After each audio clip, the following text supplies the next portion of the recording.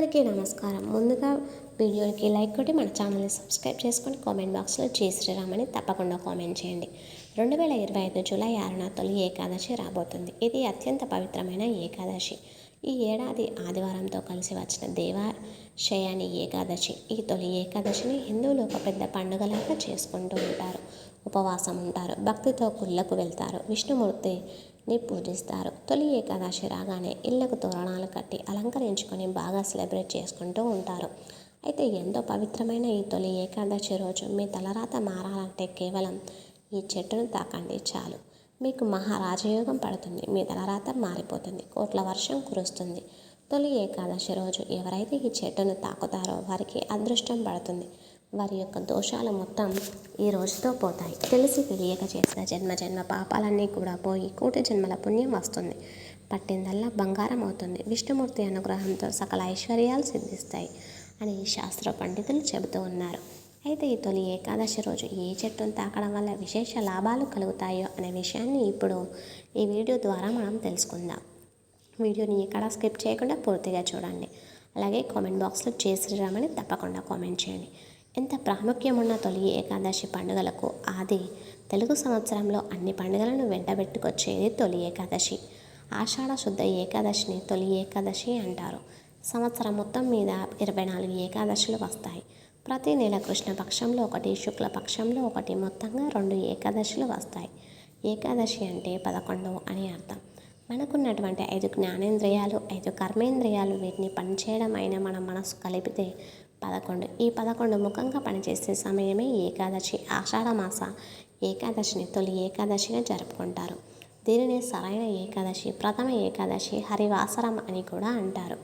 ఈ రోజు నుంచి శ్రీ మహావిష్ణువు క్షీరాబ్దిలో శేష పాన్పు పైన శయనిస్తాడు. అందుకే దీనిని శయన ఏకాదశి అని. పంచభూతాల సూర్యచంద్రుల గ్రహాలు పరస్పర సంబంధాన్ని, గమనాన్ని బట్టి ఇది ప్రకృతిలో జరిగే మార్పులకు సంకేతంగా చెప్పవచ్చు. ఉత్తర దిశగా ఉన్న సూర్యుడు ఈ రోజు నుండి దక్షిణ దిశగా వాళ్తున్నట్లుగా కనిపిస్తాడు. అంటే సూర్యుడు దక్షిణం వైపుకు మరలినట్లుగా ఈ రోజు నుంచి దక్షయానం ప్రారంభం సూచిస్తుంది. తొలి ఏకాదశి అనేది ఎంతో ప్రాముఖ్యత కలిగిన పండుగ. తొలి ఏకాదశిని భారతదేశంలో ప్రజలందరూ ఎంతో ఆనందంగా జరుపుకుంటారు. ఈరోజు ఎవరి ప్రాంత ఆచారాల ప్రకారం వారు పూజలు చేసుకుంటూ ఉంటారు. ఎవరు ఏ విధంగా పూజించినా విష్ణుమూర్తి ప్రసన్నమవుతాడు. అయితే ఎంతో పవిత్రమైన ఈ తొలి ఏకాదశి రోజున ఆడవారు మర్చిపోకుండా ఈ రంగు చీరని కట్టుకుంటే చాలు. జన్మ దరిద్రాలు తొలగిపోతాయి. దీర్ఘ సుమంగళి యోగం కలుగుతుంది. మాంగళ్యం చల్లగా ఉంటుంది. భర్తకు ఆరోగ్యంతో పాటు సకల ఐశ్వర్యాలు సిద్ధిస్తాయి. అష్టైశ్వర్యాలు, భోగభాగ్యాలు కలుగుతాయి. అంతేకాదు తొలి ఏకాదశి రోజు ఈ రంగు చీర కట్టుకుంటే కష్టాలు అనేవి దరిదాపుల్లోకి కూడా రావు. ఏదైనా శుభకార్యం చేస్తున్నప్పుడు ప్రథమైన దుస్తులను ధరించడం మన ఆనవాయితీ. కొన్ని రంగు దుస్తులను వేసుకోవడం వల్ల శుభ ఫలితాలు వస్తాయి. మరికొన్ని రంగు దుస్తుల వలన చెడు ఫలితాలు వస్తాయి. ఎందుకంటే కొన్ని రంగులు నెగిటివ్ ఎనర్జీకి అట్రాక్ట్ చేస్తాయి, కష్టాలను కలిగిస్తాయి, దుష్ట శక్తులను ప్రేరేపిస్తాయి. అలాగే కొన్ని రంగుల దుస్తులు గ్రహాల అనుకూలతను పొంది పాజిటివ్ ఎనర్జీని అట్రాక్ట్ చేస్తాయి. మన మనసుకు ప్రశాంతతనిస్తాయి. మనం ఉల్లాసంగా, ఆనందంగా ఉండేలాగా ప్రేరేపిస్తాయి. మామూలు రోజుల్లో కన్నా కొన్ని ప్రత్యేకమైన రోజులలో ఈ రంగులలో ఉండే దుస్తులను ఖచ్చితంగా వేసుకోవాలని శాస్త్రాలు చెబుతూ ఉన్నాయి. ప్రత్యేకించి ఈ తొలి ఏకాదశి రోజు స్త్రీలు ఈ రంగు దుస్తులను ధరిస్తే చాలు. మీకు ఈ సంవత్సరం అంతా బాగా కలిసి వస్తుంది. మీ భర్త ఆయురారోగ్యాలతో ఉంటాడు. ధనం బాగా సంపాదించే యోగాలు వస్తాయి. దీర్ఘ సుమంగళి యోగం కలుగుతుంది. అద్భుతమైన ఫలితాలు వస్తాయని పెద్దలు చెబుతూ ఉన్నారు. ఇక ఎంతో పవిత్రమైన ఈ తొలి ఏకాదశి రోజు స్త్రీలు పసుపు రంగు చీర కట్టుకుంటే చాలా మంచిది. విష్ణుమూర్తికి పసుపు రంగు అంటే చాలా ఇష్టం. పసుపు రంగు దుస్తులను ధరించడం వల్ల విష్ణుమూర్తి అనుగ్రహం కలుగుతుంది. భర్తకు చాలా మంచి జరుగుతుంది. ఆరోగ్యము, ఐశ్వర్యం సిద్ధిస్తాయి. సమస్త పాపాలను, దరిద్రాలను తొలగించుకొని దైవానుగ్రహంతో సంపాదిస్తూ సంతోషంగా జీవించి ఉండాలన్నా, దాంపత్య జీవితంలో సమస్యలు పోవాలన్నా, పిల్లలు మనకు అనుకూలంగా ఉండాలన్నా, వారి విద్యా బుద్ధులు బాగుండాలన్నా మర్చిపోకుండా ఆడవారు పసుపు రంగు చీరను కట్టుకోండి. చీర వేసుకున్నా, చుడిదార్ వేసుకున్నా, లేదా వేరే ఏ డ్రెస్ వేసుకున్నా పసుపు రంగులో ఉండేది వేసుకుంటే మీకు చాలా మంచి జరుగుతుంది. మా దగ్గరలో ఎల్లో కలర్ దుస్తులు లేవు అనుకునేవారు పింక్ కలర్లో ఉండే వేసుకున్నా కూడా అవే అద్భుతమైన ఫలితాలు కలుగుతాయి. కేవలం ఆడవారే కాదు, ఒకరే కాదు, పిల్లలు, పెద్దలు, మగవారు అందరూ కూడా ఈ తొలి ఏకాదశి రోజు పసుపు రంగు లేదా పింక్ కలర్లో ఉండే దుస్తులను ధరిస్తే చాలా అద్భుతమైన ఫలితాలు వస్తాయి. కష్టాలన్నీ కూడా పోతాయి. దాంపత్య జీవితం బాగా మంచిగా ఉంటుంది. అష్టైశ్వర్యాలు, భోగభాగ్యాలు సిద్ధిస్తాయి. మీకున్న సమస్యలన్నీ కూడా పోతాయి. లక్ష్మీనారాయణుల అనుగ్రహంతో మీకు అంతా మంచి జరుగుతుంది. కాబట్టి ఈ తొలి ఏకాదశి రోజు అందరూ కూడా పసుపు లేదా పింక్ కలర్లో ఉండే దుస్తులను ధరించండి. అద్భుతమైన ఫలితాలను పొంది ఆనందంగా జీవించండి. అంటే దశమి నాడు గోరెంటాకు కోసి నూరి చేతులకు పెట్టుకుంటే మాంగళ్య బలం పెరుగుతుంది. ఆషాఢంలో ఒక్కసారైనా గోరెంటాకు పెట్టుకోవాలని అంటారు కదా. ఆ గోరెంటాకును ఈ తొలి ఏకాదశి రోజు ముందు రోజున పెట్టుకుంటే లక్ష్మీదేవి అనుగ్రహం కలుగుతుంది. కనుక దశమి రోజు స్త్రీలు అందరూ కూడా చేతులకు గోరెంటాకు పెట్టుకోండి. స్త్రీలు అంటే కేవలం పెళ్ళైన వారు మాత్రమే కాదు, పెళ్ళి అవ్వని వారు కూడా ఈరోజు గోరెంటాకును పెట్టుకోవాలి. గోరెంటాకు పెట్టుకోవడం వలన మీకు అన్ని శుభాలే జరుగుతాయి. తొలి ఏకాదశి రోజు గోవు కనిపిస్తే ఆ గోవుకు ప్రత్యేకమైన ఆహారం పెట్టి ఈ మాట అంటే చాలు, మీ దశ మారిపోతుంది. ఘోర నరకాలు తప్పుతాయి, రాజయోగం పడుతుంది, తరతరాలకు తరగని ఐశ్వర్యం కూడా వస్తుందని శాస్త్ర పండితులు చెబుతున్నారు. తొలి ఏకాదశి రోజు అన్నంలో చిటికెడు ఉప్పు, పసుపు కలిపి ఆ అన్నాన్ని గోవుకి ఆహారంగా పెడితే ధన సమస్యలు పోతాయి, అప్పులు తీరిపోతాయి, సంపాదన బాగా పెరుగుతుంది. తొలి ఏకాదశి రోజు ఉడికించిన ఆలుగడ్డలను గోవుకు ఆహారంగా పెట్టడం వల్ల నరఘోష పోతుంది. అలాగే ఈరోజు ఆవుకు క్యారెట్లు ఆహారంగా పెట్టడం వల్ల వ్యాపార అభివృద్ధి చెందుతుంది. బీట్రూట్, పాలకూరను గోవుకు ఆహారంగా పెట్టడం వల్ల ఐశ్వర్యం కలుగుతుంది. తొలి ఏకాదశి రోజు గోవుకు దోసకాయను ఆహారంగా పెట్టడం వల్ల శత్రులు మిత్రులవుతారు. టమాటాను ఆహారంగా పెట్టడం వల్ల వివాహ ప్రాప్తి కలుగుతుంది. తొలి ఏకాదశి రోజు బియ్యం పిండిలో బెల్లం, కొంచెం నీరు కలిపి ముద్దగా చేసి గోవుకు ఆహారంగా పెట్టడం వల్ల మానసిక ప్రశాంతత కలుగుతుంది.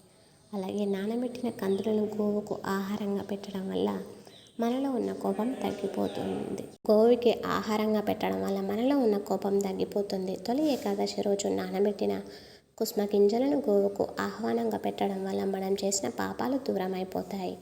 నానబెట్టిన శనగలను ఈరోజు గోవుకు ఆహారంగా పెట్టడం వల్ల మనలో ఆధ్యాత్మిక చింతన ఏర్పడుతుంది. రాగి పిండి మరియు బెల్లం కలిపి గోవుకు పెడితే మనకున్న దరిద్రాలు తొలగిపోతాయి. తొలి ఏకాదశి రోజు నానబెట్టిన పెసర్లను ఆవుకు ఆహారంగా పెట్టడం వల్ల విద్యార్థులు మంచి విద్యను అభ్యసిస్తారు. ఈరోజు గోవుకు వంకాయను ఆహారంగా పెట్టడం వల్ల సంతాన ప్రాప్తి కలుగుతుంది.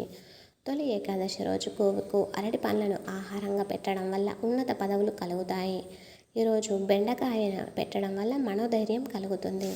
దొండకాయన తొలి ఏకాదశి రోజున గోవుకు పెట్టడం వల్ల ఇంత ప్రకాశింప చేసుకోవడానికి పెట్టడం వల్ల తెలివితేటలు పెరుగుతాయి. మినపపిండి మరియు బెల్లం కలిపి తొలి ఏకాదశి రోజున గోవుకు పెట్టడం వల్ల ఐశ్వర్యం కలుగుతుంది.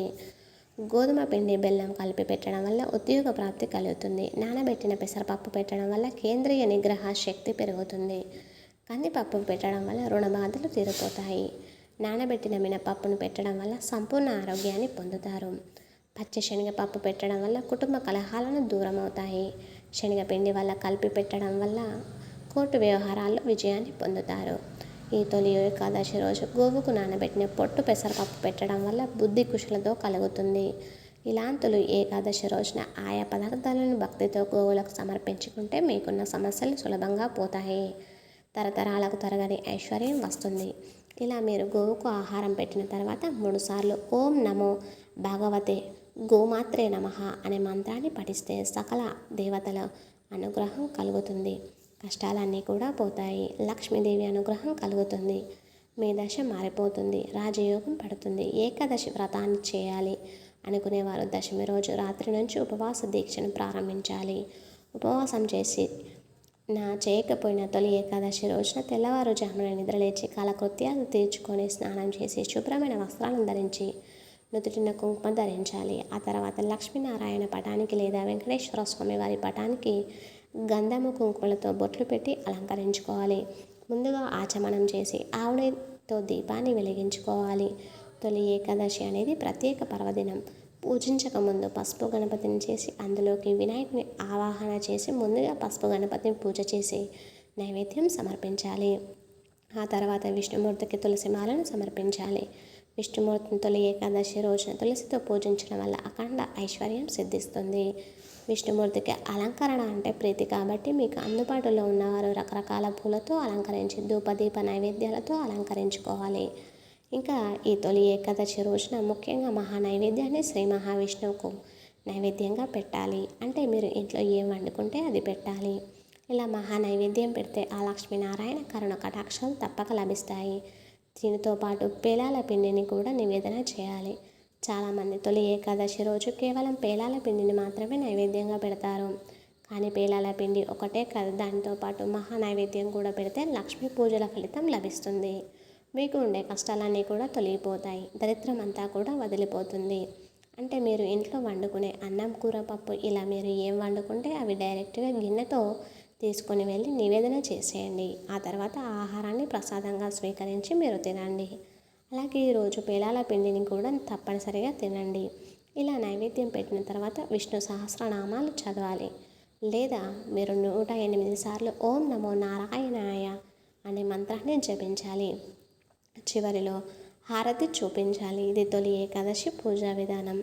వర్షాకాలం కాస్త ఊపందుకొని నేల తడిసి చెరువులు నిండే కాలాన్ని మన పెద్దలు పొలం పనులకు అనువైన సమయంగా భావించారు. అందుకని ఆషాఢంలో వచ్చే మొదటి ఏకాదశిని తొలి ఏకాదశిగా పేర్కొన్నారు.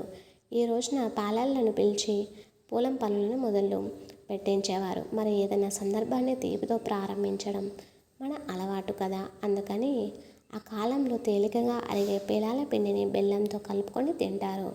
పైగా పేలాల పిండి తినడం వల్ల ఈ కాలంలో దాడి చేసే కఫ సంబంధమైన రోగాల నుంచి రక్షణ లభిస్తుందని చెప్తూ ఉంటారు. తెలుగుదేశపు వ్యవహారాల ప్రకారం గుంటూరు మండలంలో కొన్ని ప్రాంతాల్లో తొలి ఏకాదశి పేలాల పిండి ఏకాదశి అని అంటారు. పేలాలు విసిరిపిండి చేసి బెల్లంతో కలుపుకొని తింటారని, ఆ పేలాల పిండి మీద కూడా ఈ పండుగ ఆచారంగా కొనసాగింది. ఈ తొలి ఏకాదశి పేలాల పిండి తయారు చేసుకుంటూ ఉంటారు. పేలాల్లో బెల్లాన్ని, యాలకులను చేర్చి దంచి ఈ పిండిని తయారు చేస్తారు. ఎందుకంటే తొలి ఏకాదశి నాడు పేలాల పిండిని తప్పక తినాలని పెద్దలు అంటారు. పితృదేవతలకు ఎంతో ఇష్టమైనవి. అందువల్ల మనకి జన్మనిచ్చిన పూర్వీకులకు ఈరోజు గుర్తు చేసుకోవడం మన బాధ్యత. ముఖ్యంగా ఈ తొలి ఏకాదశి రోజు దానిమ్మ గింజల నైవేద్యంగా పెడతారు. దానిమ్మ చెట్టు మీద లక్ష్మీనారాయణులు నివాసనం ఉంటారని శాస్త్రం చెబుతుంది. దానిమ్మ పండులో గింజలను లక్ష్మీదేవి పండుగ వర్ణిస్తారు. దానిమ్మ చెట్టు కూడా దేవతా వృక్షమే. ఎవరైతే ఇంటి దగ్గర దానిమ్మ చెట్టును పెంచుతారో వారింట్లో లక్ష్మీనారాయణులు కొలువై ఎల్లవేళలా ఉంటారు. అటువంటి వారి ఇంట్లో ఎలాంటి కష్టాలు ఉండవు. ముఖ్యంగా ధనానికి ఎలాంటి కొరత రాదు. ఎవరింటి దగ్గర దానిమ్మ చెట్టు ఉంటుందో ఆ ఇంటి దరిద్ర అప్పుల్లో కూడా దుష్ట శక్తులు రావు. కనుక అందరూ కూడా ఇంటి దగ్గర దానిమ్మ చెట్టు పెంచుకోవాలి. ముఖ్యంగా తొలి ఏకాదశి రోజు ఎవరైతే దానిమ్మ చెట్టు దగ్గరికి వెళ్ళి ఇప్పుడు మనం చెప్పుకున్న విధంగా చేసి 11 సార్లు ఆ చెట్టును తాకుతారో వారికి మహారాజ యోగం పడుతుంది. కాబట్టి ప్రతి ఒక్కరు కూడా ఈ తొలి ఏకాదశి రోజున ఈ చెట్టును తాకండి. లక్ష్మీనారాయణ అనుగ్రహంతో అష్టైశ్వర్యాలను పొంది ఆనందంగా జీవించండి. గోపద్మ వ్రతం అనేది చతుర్మాస సమయంలో గోవులను పూజించే ఒక వ్రతం. ఇది ఆషాఢ శుక్ల ఏకాదశి నుండి కార్తీక శుక్ల ద్వాదశి వరకు స్త్రీలు ఆచరించే వ్రతం. ఈ వ్రతం ద్వారా శ్రీ మహావిష్ణువు అనుగ్రహం లభిస్తుందని, కోరిన కోరికలు నెరవేరుతాయని విశ్వాసం. ఈ వ్రతంలో గోమాతను పూజించడం, ఉపవాసం ఉండడం, పరిశుభ్రంగా పాటించడం వంటివి చేస్తారు. దీనిని తొలి ఏకాదశి అని కూడా అంటారు. ఈ రోజున గోపద్మ వ్రతం ప్రారంభిస్తారు. చతుర్మాస్య కాలంలో 4 నెలల పాటు స్త్రీలు, సాధువులు, మహర్షులు ఈ వ్రతాన్ని ఆచరిస్తారు. ఈ వ్రతంలో గోవులను, గోమాతను పూజించడం ప్రధానమైనది. ఈ వ్రతంలో పరిశుభ్రత పాటించడం వల్ల చాలా ముఖ్యం. ఈ వ్రతంలో ఉపవాసం చేయడం కూడా ఒక భాగంగా భావిస్తారు. ఈ వ్రతం ద్వారా శ్రీ మహావిష్ణు అనుగ్రహం లభిస్తుందని, కోరిన కోరికలు నెరవేరుతాయని నమ్ముతారు. పద్మ పురాణ ప్రకారం ఈ వ్రతం ఆచరించని మహిళలను యమధర్మరాజు శిక్షిస్తాడని చెప్తాడు. గోపద్మ వ్రతంలో భాగంగా గోవులను పూజించడమే కాక పశువుల పాకలను లేదా కొట్టాలను శుభ్రపరిచి వాటిల్లో అందమైన ముగ్గులు వేసి అలంకరిస్తారు. పశువుల పాక అందుబాటులో లేని వారు ఇంట్లోనే ముగ్గు వేసి పూజా కార్యక్రమం చేస్తారు. హిందూ మతంలో ఆవును పవిత్రకు చిహ్నంగా పరిగణిస్తారు. వైదిక సంస్కృతిలో ఒక భాగం సమస్త దేవతలు ఆవులో కొలువై ఉన్నారని భావిస్తారు. గోపద్మ వ్రతంలో భాగంగా వేసిన ముగ్గుకు పుష్పార్చన జరిపి చక్కెర లేదా స్వీట్లను నైవేద్యంగా పెట్టాలి. వాటి చుట్టూ 33 ప్రదక్షిణలు చేసి 33 సార్లు నమస్కరించుకోవాలి. ఆ తర్వాత ఆవు శరీరంపై 6 మోహిని దేవతలకు ప్రత్యేకంగా చేసిన 6 పద్మాలను 6 సార్లు నమస్కరించుకోవాలి. హారతిని ఇచ్చి 33 మంది దేవతలు 33 సార్లు ఆర్ఘ్యం సమర్పించాలి. 6 మోహిని దేవతలకు 6 సార్లు వేరుగా ఆర్ఘ్యం ఇవ్వాలి. తర్వాత గోపద్మ వ్రత కథను చదివి అక్షింతలు వేసి పూజలు ఏవైనా అపరాధన జరిగి ఉంటే క్షమించమని కోరుకోవాలి. స్వీట్లు మొదట సోదరులకు, ఆ తర్వాత ఇతరులకు దానం ఇవ్వాలి. ఈ వ్రతంను 4 నెలల పాటు క్రమం తప్పకుండా చేయాలి. ఎప్పుడైనా అనివార్య పరిస్థితుల వల్ల 1-2 రోజులు తప్పిపోయినా ఆ తర్వాత రోజు పూజను కొనసాగించి అపరాధాన్ని క్షమించమని కోరుకోవాలి. ఒకవేళ వరుసగా 7 రోజులు తప్పిపోతే ఈ సంవత్సరానికి వ్రతం భంగం జరిగినట్లుగా భావించి ఇక కొనసాగింపకూడదు. ఇలా వ్రతం చేశాక ఎవరైనా బ్రాహ్మణునికి గొడుగు, చెప్పులు దానం ఇవ్వాలి. ఇలా చేస్తే దరిద్ర బాధలన్నీ కూడా తొలగి అష్టైశ్వర్యాలు ప్రాప్తిస్తాయి. మీకు ఈ వీడియో నచ్చితే తప్పకుండా లైక్ చేసి షేర్ చేయండి. మరిన్ని మంచి వీడియోస్ కోసం మన ఛానల్ని సబ్స్క్రైబ్ చేయండి. అలాగే కామెంట్ బాక్స్లో జై శ్రీరామ్ అని తప్పకుండా కామెంట్ చేయండి. ఇంతవరకు ఈ వీడియో చూసిన ప్రతి ఒక్కరికి ధన్యవాదములు.